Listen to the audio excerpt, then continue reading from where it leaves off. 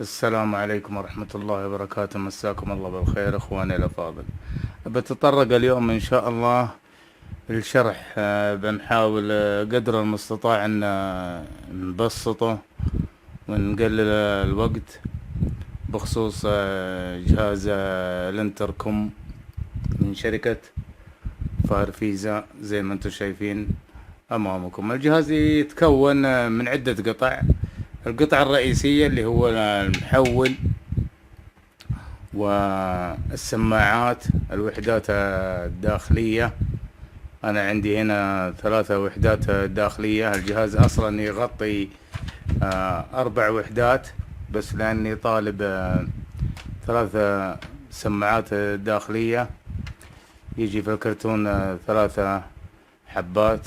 والجهاز أصلا الوحدة الخارجية تغطي 4 شقق زي ما انتم شايفين. بنجي هذه الوحدة الخارجية زي ما انتم شايفين. هنا انا وضعت لمبة، هذه تمثل القفل للباب الخارجي. بنجي نشوف شرح الكتالوج في البداية. هذا الكتالوج اخوانا الافاضل زي ما تلاحظون امامكم. وهنا لو بنقرب الصورة شوية على المحول، هذا المحول زي ما هو مشروح في الكتالوج، فيه عدة مخارج ومداخل. فيه 3 مداخل. هذه للكهرباء الرئيسية، مدخل ومحطوط أمامه 0، ومدخل في الوسط محطوط أمامه 127 فولت، ومدخل محطوط أمامه 220 فولت إلى 230 فولت. هذه مقر دخول الكهرباء الرئيسية. إذا كانت الكهرباء عندنا في المنزل 110 فولت، يوضع النيوترال في مقر الصفر، الزيرو، والمقر الثاني الحي يوضع في مقر 127 فولت. أما إذا كانت الكهرباء عندنا في المنزل 220 فولت، يوضع النيوترال في الزيرو، واللايف يوضع في مقر 220 فولت 230 فولت. المقرات السفلية في المحول 3 مخارج. مخرج مرموز له بالرمز زايد، ومخرج بالرمز ناقص، ومخرج برمز التيار المتغير. الزايد والناقص هذه تخرج لنا 6 فولت تتغذى عليها السماعات والميكروفون. مخرج التيار المتغير هذا يخرج لنا اللي هو تيار 12 فولت إلى 14 فولت. هذا يغذي اللمبة ويغذي الجرس في السماعة الداخلية، ويغذي قفل الباب. نشوف الرسم هنا وش موضع عليه. من المخرج الزايد يروح خط إلى الرقم 3 في الوحدة الخارجية. من الناقص يروح خط للمقر رقم 4 في الوحدة الخارجية، وخط يروح إلى قفل الباب، وخط يروح إلى اللمبة اللي موجودة في الوحدة الخارجية. نجي نشوف الوحدات الداخلية. المقر رقم 1 في السماعة الداخلية الأولى، والسماعة الداخلية الثانية، ولنفترض الثانية والثالثة والرابعة، هذه كلها تتجمع مع بعض وتنشبك في المقر رقم 1 في الوحدة الخارجية. المقر رقم 2 في الوحدة الداخلية. من جميع الوحدات تتجمع في الوحدة الخارجية وتنشبك في المقر رقم 2. المقر رقم 3 برضه تتجمع أسلاكها في الوحدة الخارجية ويروح منها خط للمقر رقم 4 في الوحدة الخارجية، وزي ما قلنا كمان في السابق يجيها خط كمان من المحول من الخط السالب. هذا بخصوص الوحدات الداخلية. وخط يجي من السماعة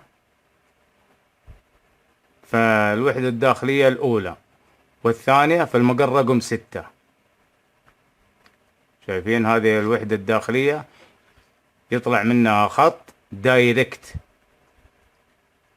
من كل وحدة في الداخلية الرقم 6، خط منفرد يروح وينشبك في مقر الزر اللي راح ينضغط الخاص بكل شقة. هذه ما تنشبك مع بعض. اللي في المقر رقم 6 في الوحدات الداخلية، هذه تنشبك في الأزارير في الوحدة الخارجية. لكل وحدة داخلية خط مستقل فيها. بنشوف الآن مع بعض المحول. هذا المحول زي ما انتم شايفين اخواني الافاضل، فالأعلى مقر خروج دخول الكهرباء الرئيسية، وفي الأسفل مقر خروج الكهرباء والأسلاك اللي بتروح للوحدة الخارجية.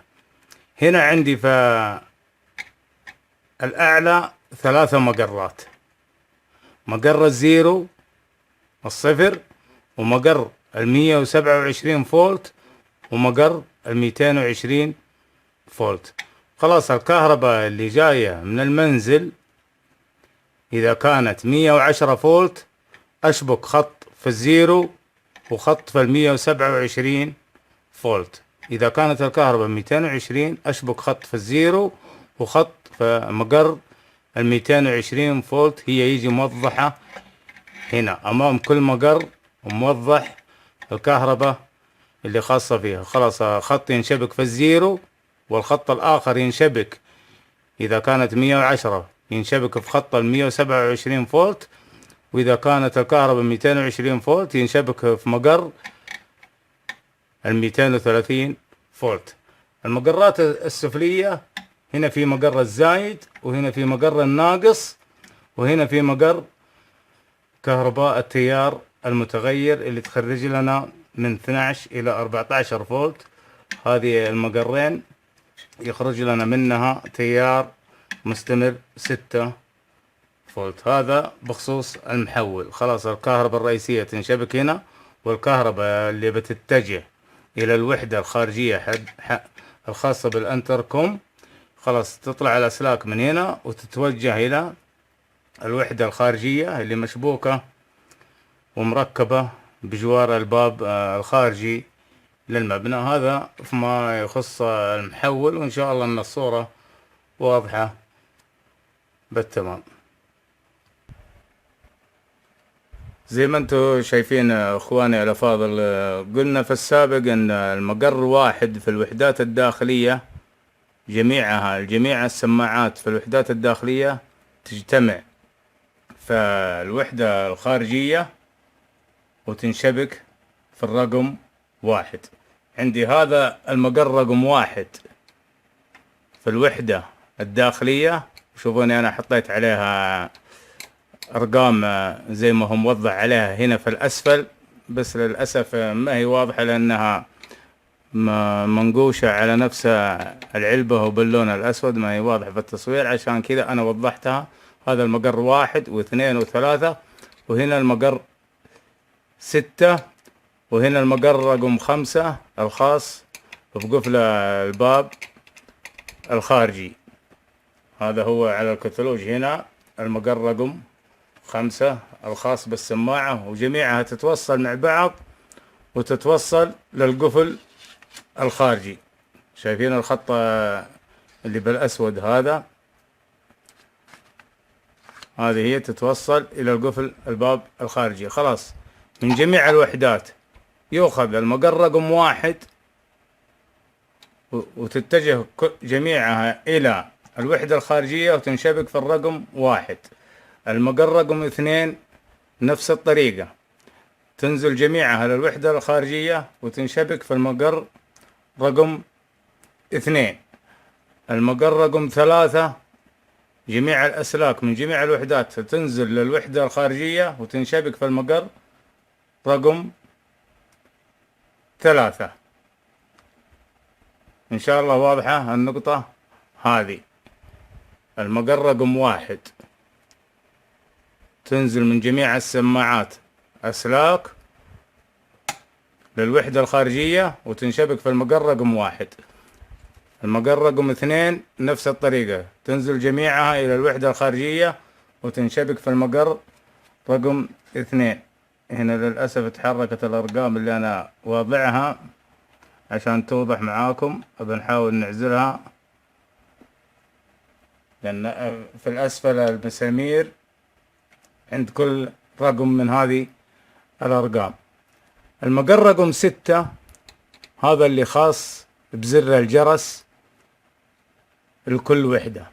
خلاص كل وحدة ينزل لها خط مباشر إلى الوحدة الخارجية وينشبك في الأزارير. عفوا الله يحفظكم. عندي هنا مقر 1 و2 و3 و4. أنا عندي 3 سماعات، يعني ما رايح أستخدم إلا 3 أزارير. خلاص كل سماعة ينزل منها خط مباشر وينشبك في الزر اللي خاص فيه. مثلا هذه الشقة رقم 1، الشقة رقم 2، الشقة رقم 3، كلها تنشبك هنا. الجرس خلاص جميعها توصل إلى أسلاكها، توصل إلى الوحدة الخارجية وتنشبك مع بعض. مثلا أنا عندي 3 وحدات داخلية، خلاص تنشبك ال3 الوحدات الداخلية زي ما انتم شايفين أمامكم هنا.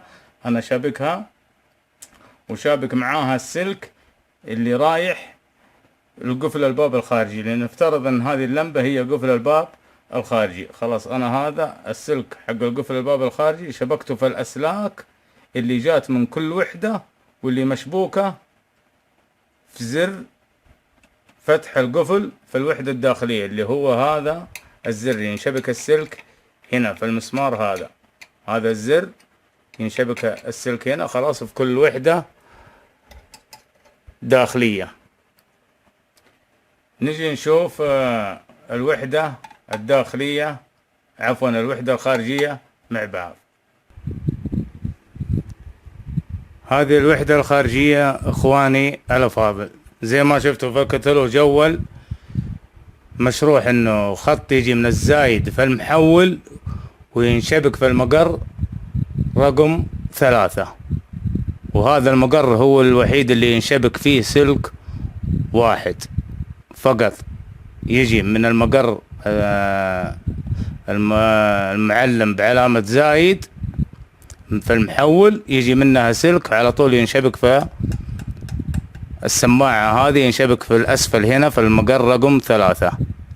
المسمار هنا اللي ينشبك فيها السلك، وهنا موضح بالرقم فوقه ان هذا المقر رقم 3. خلاص هنا ينشبك الزايد، المقر اللي فيه علامة زايد في المحول خلاص ينزل منها سلك دايركت من المحول وينشبك في رقم 3. رقم 4 ينشبك الخط السالب في المحول، المقر اللي محطوطة عليه علامة ناقص خلاص ينشبك في المقر رقم 4. المقر رقم 1 والمقر رقم 2 والمقر 1 و2 هذه اللي جاية من الوحدة الداخلية برضو تنشبك هنا. الجميع الوحدات الداخلية تنشبك في المقر رقم 1 ينشبك في المقر رقم 1، والمقر رقم 2 ينشبك في المقر رقم 2. 3 زي ما قلنا الموجب اللي جاي من المحول، الخط السفلي اللي جاي من المحول. رقم 4 ينشبك فيه المقرات رقم 3 في الوحدات الداخلية تنشبك في المقر رقم 4، وبالإضافة يجيها خط زي ما قلنا من السالب من المحول. طيب نجي لللمبة هذه. اللمبة تاخذ خط من المقر رقم 4 اللي هو اللي جاها خط من المحول السالب، تاخذ خط اللمبة في الجزء العلوي تاخذه من المقر رقم 4 لأنه سالب. المقر السفلي اللي حق اللمبة اللي انتم شايفينه امامكم الآن، هذا يجيه خط من المحول من المقر حق التيار المتغير 12 فولت، لأن اللمبة هذه تتغذى على تيار متغير 12 فولت. خلاص نغذيها بخط جاي من المحول في مقر التيار المتغير اللي بوريكم الآن. هذا هو المقر اللي في اليمين اللي محطوطة أمامه بجنبه العلامة هذه حقة التيار المتغير. خلاص هذه ينزل منها خط مباشر يغذي اللمبة في الأسفل، يصير تغذت على خط من المحول من مقر التيار المتغير، وخط سالب تاخذه من هنا من المقر رقم 4. بالإضافة يطلع خط كمان اللي احنا شبكناه هنا في الأسفل حق التيار المتغير، يطلع خط وينشبك في لوحة الأزارير هذه، ينشبك في المقر السفلي أو في المقر العلوي. هنا شايفين هذه الأزارير، هذا الزر عنده هنا مسمارين والعلوي عنده مسمارين، الباقية كلها من مسمار واحد. خلاص المقر العلوي هنا والمقر السفلي هنا هذه خاصة بتغذية الكهرباء اللي هي 12 فولت اللي جات من مقر التيار المتغير بالمحول اللي أنا شبكته هنا. خلاص أخذت خط من هنا حطيته في المقر هذا، يا أحطه في المقر هذا يا أحطه في المقر هذا العلوي، كلها تغذي الأزارير جميعها. خلاص أنا شبكته هنا، وخط يروح مباشرة إلى قفل الباب الخارجي اللي أنا هنا حاط بداله لمبة زي ما انتم شايفين. خلاص خط يتغذى من الكهرباء القفل الباب الخارجي. الخط الثاني حق القفل الباب الخارجي زي ما ذكرنا انه ينشبك مع الأسلاك اللي جات من الزر حق فتح القفل في الوحدات الداخلية، وينشبك في الخط اللي رايح للقفل، والقفل يتغذى بخط من المقر هذا لأنه فيه كهرباء 12 فولت زي ما وضحنا لكم اخواني الافاضل. ابى نشوف الان هل الازارير تعمل ولا لا. الشقة الاولى، الشقة الثانية، الشقة الثالثة.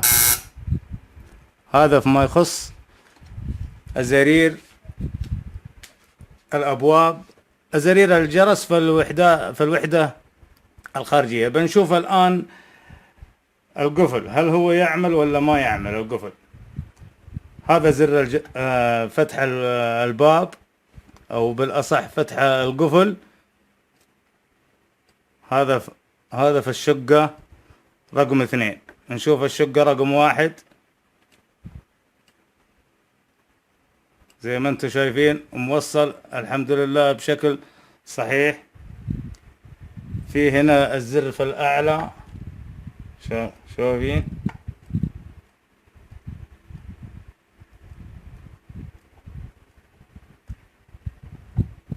هذا بصفة عامة شرح اخواني الافاضل. ابعيد لكم هنا المقر رقم 1 جميعها في الوحدات الداخلية تجتمع في الوحدة الخارجية وتنشبك في المقر رقم 1. المقر رقم 2 في جميع الوحدات الداخلية تجتمع في الوحدة الخارجية وتنشبك في المقر رقم 2.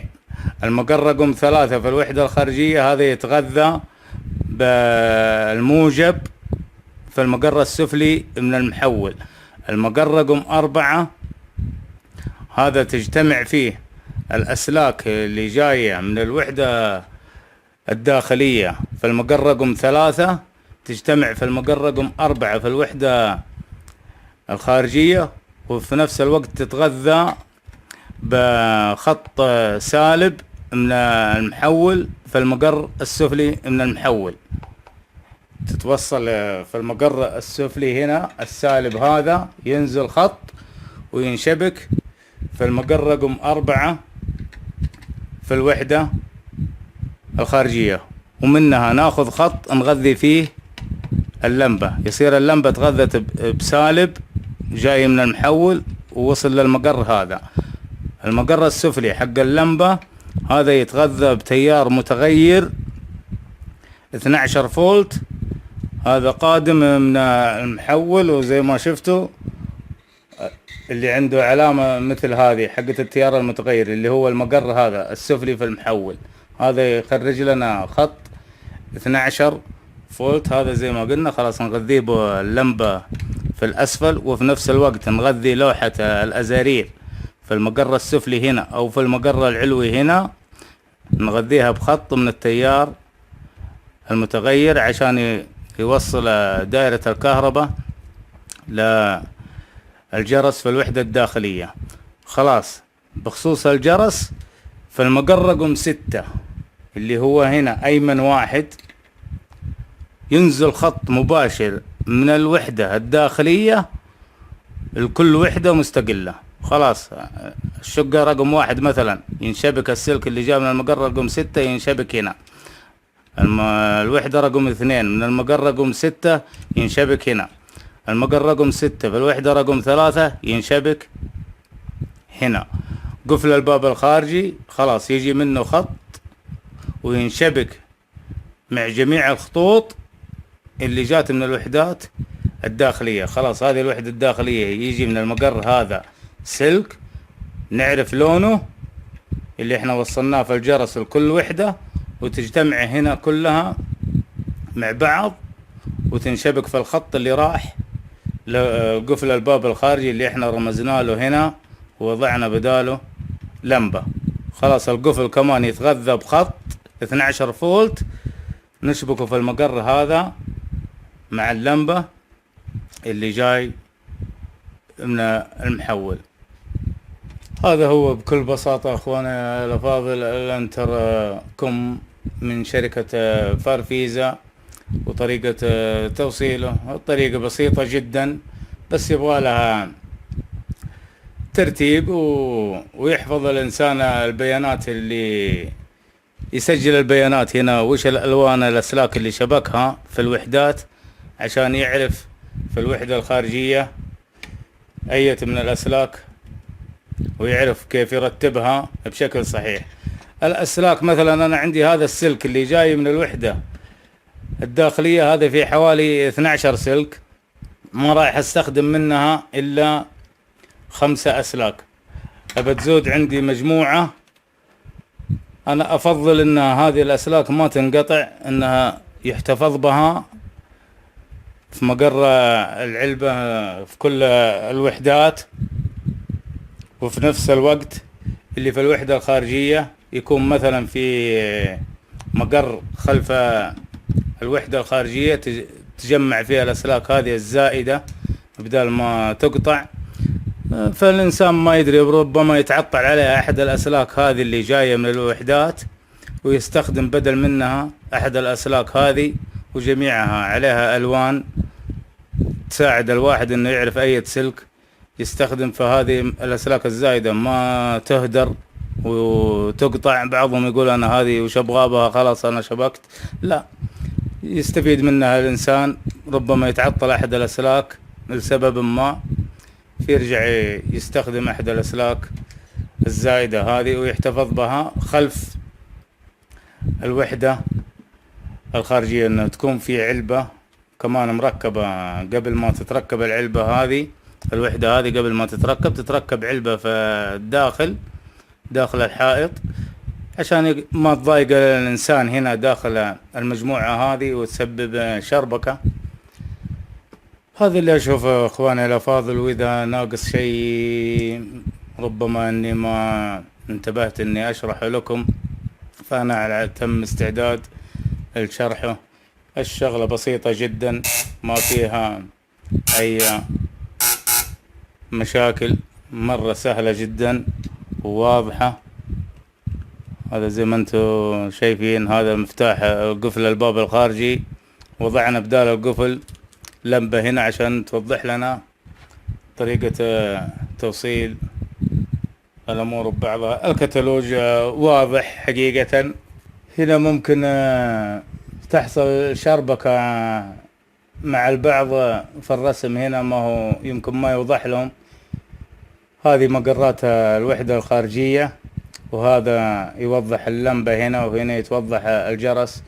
زي ما انتم شايفين أنا هنا حطيت لها ألوان أصفر أخضر، الألوان اللي توفرت معايا عشان أقدر أسهل عملية تتبع الخطوط في مقرها الصحيح. آسف على الإطالة أخواني الأفاضل. هذا، وأسأل الله العلي القدير لي ولكم التوفيق، والسلام عليكم ورحمة الله وبركاته.